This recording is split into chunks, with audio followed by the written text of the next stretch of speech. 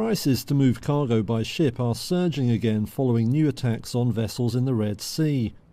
Houthi militants based in Yemen have been targeting freighters in the area since November.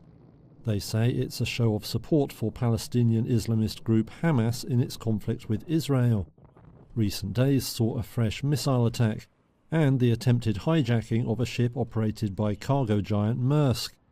That has forced firms to suspend plans to restart routing vessels through the area. Instead, many ships are sailing around the southern tip of Africa, a much longer voyage that dramatically increases costs. Asia to North Europe freight rates more than doubled this week as a result.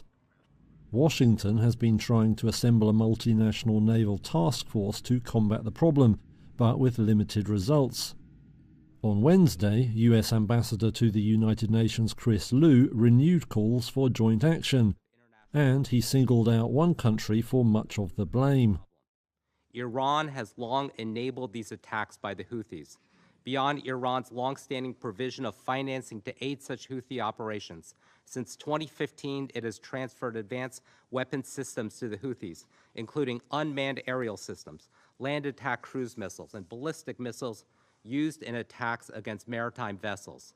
As much as 1/3 of all global container traffic flows through the Red Sea to or from the Suez Canal. The attacks threaten to delay deliveries for major retailers like IKEA and Walmart. And the soaring costs could soon mean higher prices for consumers too. Freight rates from Asia to the US have been less affected, however. That's because some cargo destined for the US East Coast can be sent straight across the Pacific to the West Coast instead.